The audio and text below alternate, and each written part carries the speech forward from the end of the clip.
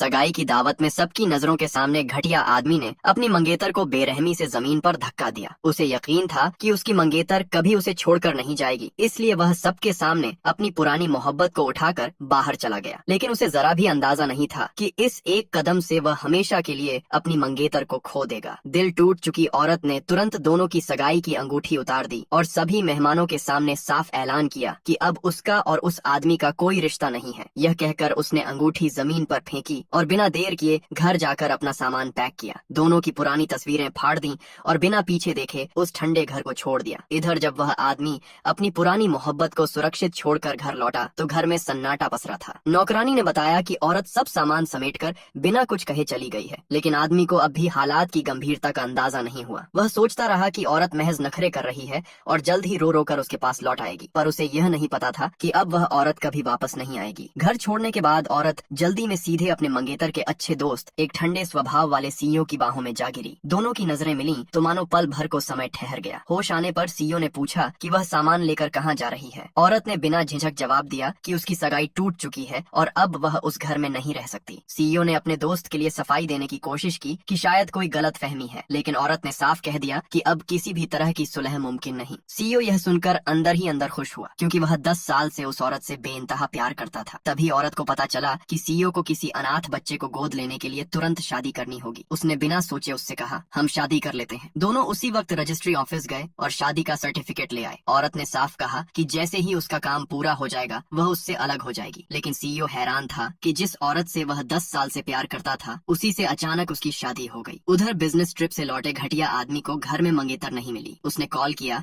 लेकिन औरत पहले ही उसे ब्लॉक कर चुकी थी। गुस्से में उसने उसका नया ठिकाना पता किया और वहां जाकर धमकाया कि अब नाटक बंद करे और उसके साथ लौट आए। लेकिन औरत ने ठंडे शब्दों में जवाब दिया कि जिस दिन उसने अपनी पुरानी मोहब्बत को चुना उसी दिन उनका रिश्ता खत्म हो गया। आदमी सफाई देने लगा कि वह तो बस बीमार औरत को अस्पताल ले गया था, पर उसने कुछ गलत नहीं किया। यहाँ तक कि वह नाटक कर बीमार होने लगा ताकि औरत तरस खाए, लेकिन औरत ने कोई परवाह नहीं की और उसे सचमुच अस्पताल भेज दिया। होश आने पर आदमी ने टेबल पर रखा दलिया देखा और खुश हुआ कि औरत अब भी उसका ख्याल रखती है। तभी उसकी पुरानी मोहब्बत आई और बताया कि दलिया उसी ने बनाया है। साथ ही उसने झूठ बोलकर औरत को और भी दोषी ठहराया। इसी बीच औरत और सीईओ अपनी शादी की तैयारी करने लगे और दोस्तों को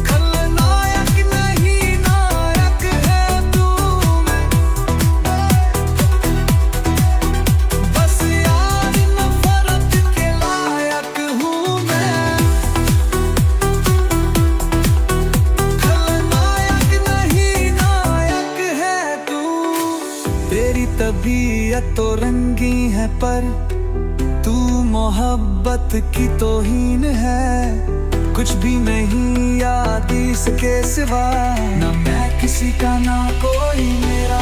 जो चीज मांगी नहीं वो मिली, करता मैं क्या और बस छीन ली, बस छीन ली।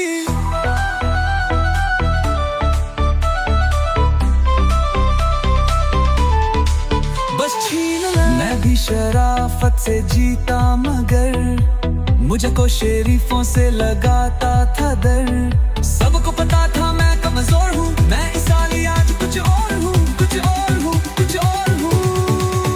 खलनायक नहीं नायक है तू, मैं ज़ल्मी बरात रात हूँ मैं। बस यार नफरत के लायक हूँ मैं। खलनायक नहीं नायक है तू, मैं कितने खिलौनों से खेला है तू, अफसोस फिर भी अकेला है तू। बचपन में लिखी कहानी मेरी कैसे पालती जवानी में,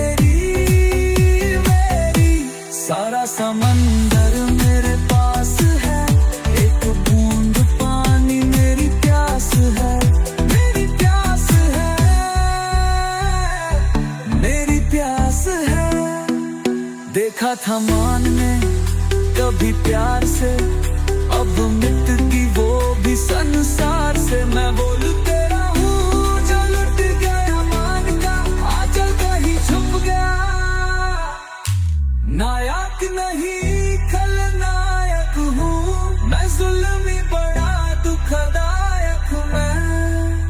खलनायक नहीं नायक है तू, मैं घर में बस यार नफरत के लायक हूँ मैं। खलनायक नहीं नायक है तू, मैं खलनायक नहीं नायक है तू, मैं